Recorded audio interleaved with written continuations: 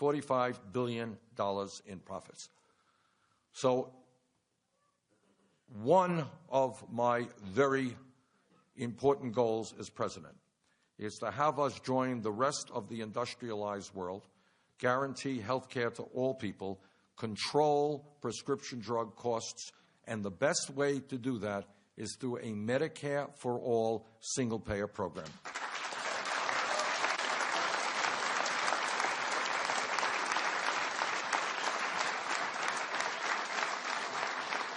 Now, when we do that, we not only provide comprehensive health care to all, we also save middle-class families thousands of dollars a year on their health care costs. Because we pay almost 3 times more than the British, who provide health care to all their people, 50% more than the French, far more than the Canadians. So the truth is we can have comprehensive universal health care in a cost-effective way if we have the courage to stand up to the private insurance companies and the drug companies. Let me just conclude by saying this, and then we'll open up to your questions and comments. And that is that you are living in an extraordinary country. We are all living in an extraordinary country. But that over the last 30 years, what we have seen is a massive transfer of wealth from the middle class to the top 1/10 of 1%. The percentage of wealth the top 1/10 of 1% now owns has doubled in the last 30 years. Nothing that I am talking about this afternoon is particularly radical. Everything that I am talking about exists in other countries around the world, and virtually everything that I am talking about is supported by the vast majority of the American people. The American people want us to raise the minimum wage. They want pay equity for women workers. They want us to rebuild our infrastructure. They want us to provide jobs for kids rather than put them in jail. They want us to make sure that we lead the world in addressing climate change. They want all of our people to have health care. These are not radical ideas. But what has happened over the last many years is the United States government has become more and more separated from the needs of the middle class and working families. And that has everything to do with the fact that the government is now controlled through campaign donations, through lobbying, by a small number of corporations and very, very wealthy individuals. So what this campaign is about is not just electing a president. Of course, I'm here to ask for your support. But it is to create a political revolution in which millions of people, many of whom have given up on the political process, begin to stand up and say loudly and clearly that our government belongs to all of us and not just to a handful of wealthy campaign contributors. Thank you all very much.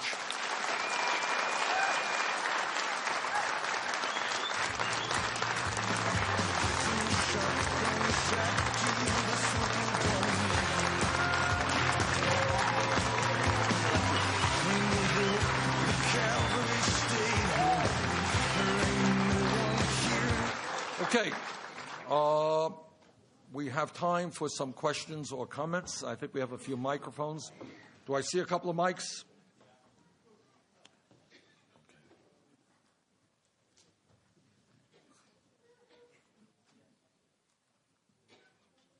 Okay. You got a mic over there?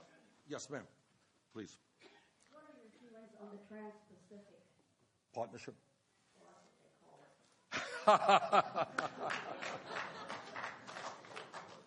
Very good question. The question is, what are my feelings about the TPP, the Trans-Pacific Partnership? You are looking at a former congressman and a U.S. senator who has led the effort against NAFTA, against CAFTA, against permanent normal trade relations with China, and is leading the effort against the TPP. And I think maybe we have a chance to defeat this thing. Now, this is not thanks for the question, this is not a sexy issue. Media hardly discusses it at all. And that is trade, our trade policies. Now, what has happened since 2001 in America is we have lost some 60,000 factories. 60,000 factories. Not all of it attributable to trade, but a lot of it, in fact, is attributable to trade. What has been the basis of our trade policies? First of all, they're written by corporate America. What's their goal? Their goal is to find cheap labor. So why are they going to pay somebody in Iowa or Vermont $20 or $25 an hour when you can go to China or Vietnam and in Vietnam find somebody for 56 cents an hour minimum wage, which is what the TPP is about, 56 cents an hour. So in my view, if we are going to create an economy that works for working families, if we are going to create jobs in this country, it is not too much to ask of these large corporations who want you to buy their products, right? Turn on the TV tonight, buy this, buy that. In my view, we've got to tell them loudly and clearly that if they want us to buy their products, they're going to start manufacturing those products back here in America, not in China.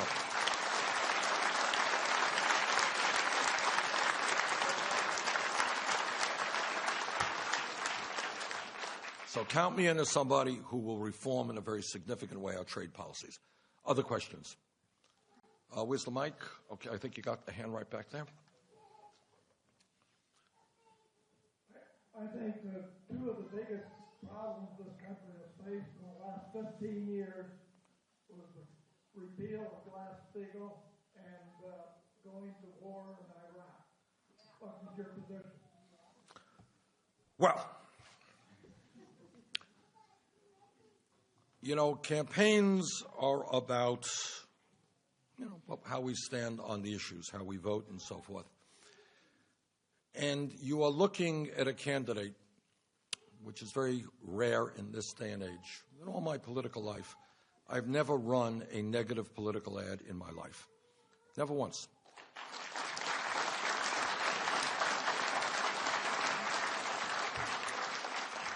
Because in my state, I suspect all over this country, people don't want to hear, politicians putting down other people. But what campaigns are about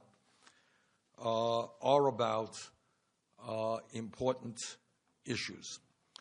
And you have raised two very important issues where my opponent, Secretary Clinton, and I have differences of opinion. Okay? I think it is fair to say that the war in Iraq was the worst foreign policy disaster in the modern history of America.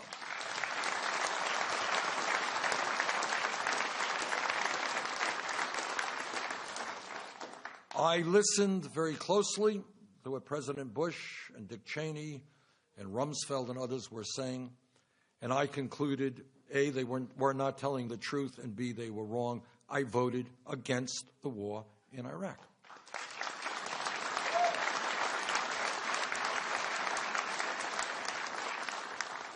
Secretary Clinton voted for the war in Iraq. Now, the lesson that I have learned from that disastrous war is that the United States of America cannot and should not do military action alone.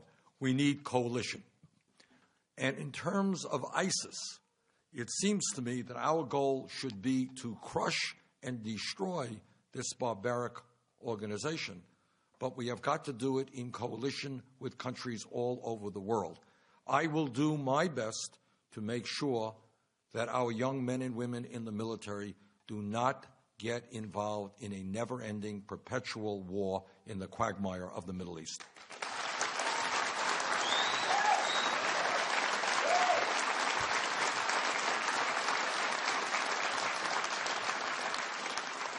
So how do we do it? Well, this is how you do it. You form a coalition with major powers like UK, France, Germany, Russia, and the United States. But the troops on the ground must be Muslim troops. Now, some of you may have heard that King Abdullah of Jordan, who is a very smart guy, this is what he said, and I'm paraphrasing what he said. He said, look, terrorism is an international issue. but it is primarily an issue of Muslim nations, because we are fighting for the soul of Islam against terrorist groups who have hijacked our religion.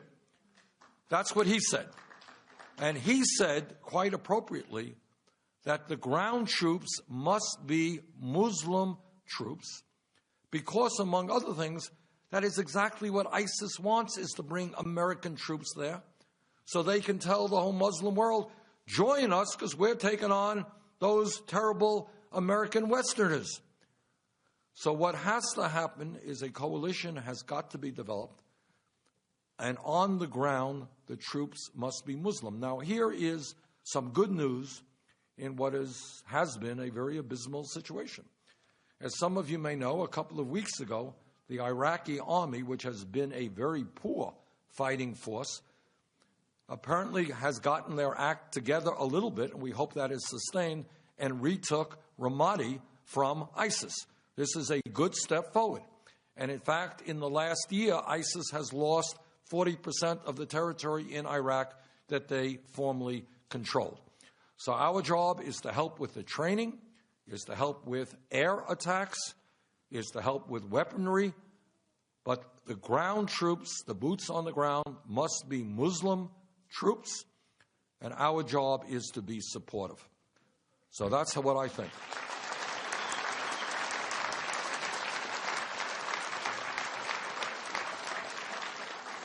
Now, your second question, and you're right, those are two of the major issues. I mean, they're very different. One deals with finances, one deals with foreign policy and war.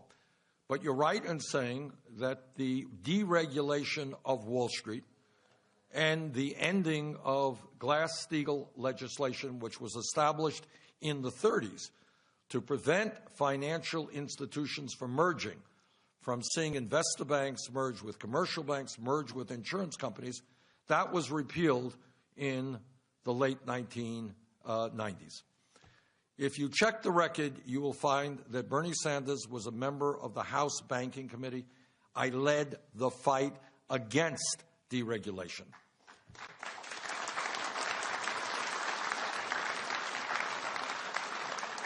I believe, as I mentioned a moment ago, not only should we break up the large financial institutions, but absolutely we should reestablish Glass-Steagall. That is not what Secretary Clinton believes. We have a difference of opinion on that. Okay, other questions? Okay, I see a woman back there in red. Yes, hi, I'm a volunteer with AARP. My question has to do with Social Security, not just for the older people like you and I, Bernie, but also for... Hey, speak for yourself.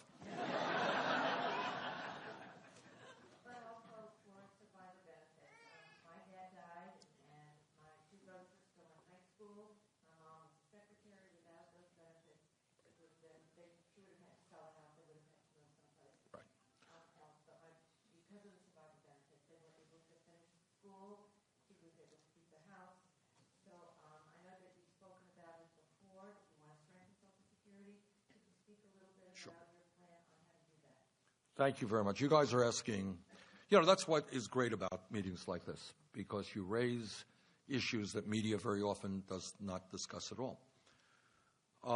All of you know that Social Security, the largest program of Social Security is benefits for the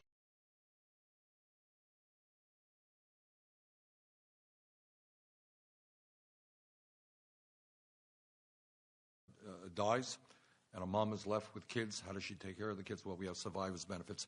And there is one of many examples that without those benefits, a family's life would have been very, very different. Correct? Okay. So what do?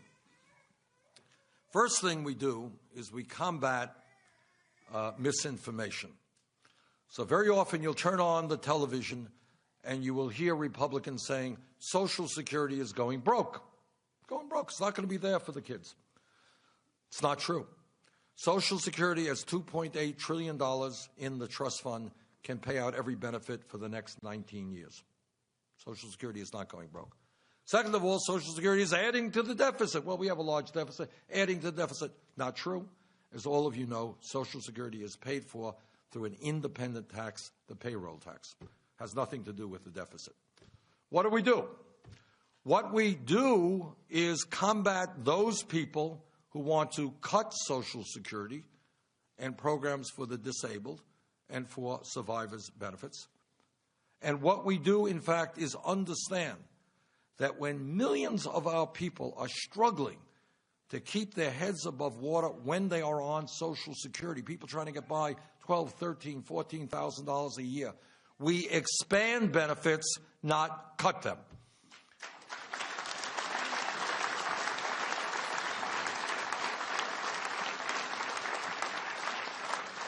Now, how do we do that?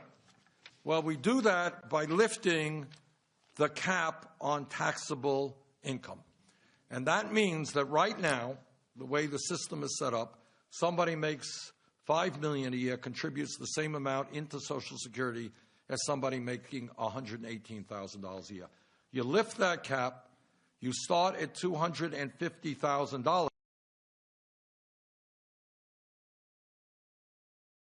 Social Security for 50 years, and what we can do is raise income for people earning less than $16,000 a year on Social Security by $1,300 a year. How's that? That is not insignificant.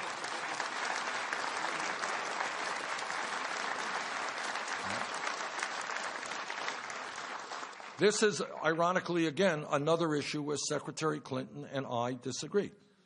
I think that when people are struggling on Social Security, now is the time to raise their benefits by lifting the cap. I would hope that Secretary Clinton would join me in allowing seniors to have significant improvements in the benefits that they are receiving.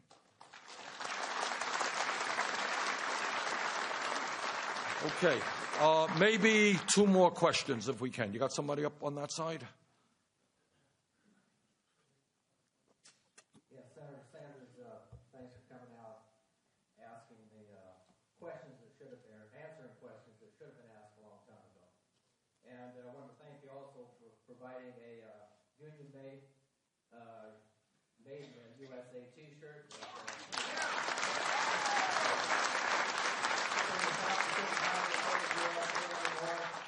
You get a Bernie Sanders for President T-shirt. So thanks for coming out. My question is on campaign finance reform. I'm a member, active for UAW retiree of the United Auto Workers. I know a lot of unions have endorsed your campaign. Hopefully more will endorse your campaign. I guess my question is, if a union such as the UAW or the Teamsters or the teachers, whoever, decides to support your campaign and they want to write you a check for $50,000, what are you going to do with the check? Well, I have received the support of three major unions now, and I think we are going to receive additional support. My own view is that we need, as I indicated earlier, a complete overhaul of our campaign finance system. I think we need to move to public funding of elections. What I will not do is have a super PAC myself, and I will not go out to wealthy people to contribute to my super PAC, which I don't have. But at this particular point, if unions and union members want to chip in a little bit to help out through their unions, I'm not going to reject that. The nurses are already doing that. So thank you.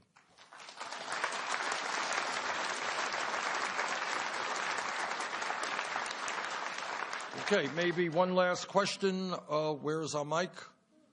Where'd the mic go? Okay. All right, why don't you, do we have any? Oh, yeah, gentleman over there. Okay, right there. Yes, yes, sir. Good day, Senator. Good day. In my eyes, there are three classes of national elected political officers. One's the presidency, one's the Senate, and one's the rep. When you get to be president, I want to make that clear. When you get to be president, how are you going to get what you and the rest of us in here want through when 2/3 of that, the House and the Senate, is owned by large corporations? How are you going to get this through? Excellent. You guys are asking me all of the right questions. Okay, and that is a great question. And let me answer it in two ways. Number one, over my career, political career, I have worked with Republicans when there was common ground. For example, a few years ago, when I was chairman of the Veterans Committee, I worked with folks like John McCain and other Republicans to pass what turns out to be the most comprehensive veterans health care legislation in the modern history of America. So number one, when there is common ground, I can work with Republicans. But number two, in terms of your question, the way, in my view, we bring about real change in this country is when millions of people become engaged in a way they are not engaged right now politically, okay? Republicans can get away with talking about cutting Social Security, giving huge tax breaks to billionaires, ignoring the reality of climate change. They can get away with that stuff with the full understanding that they are supporting their wealthy campaign contributors and with also an appreciation that most Americans haven't a clue about what's going on and are not involved in the political process. So if we want to talk about expanding Social Security, raising the minimum wage, creating millions of jobs, demanding that the wealthy start paying their fair share of taxes, no president can do it alone. What needs to happen, and why I call this campaign a political revolution, millions of people must become engaged in the political process and tell Washington that they are watching, that they know what's going on. And if they don't vote to support the needs of working families, they're going to find out what unemployment is about, because they are going to lose their jobs.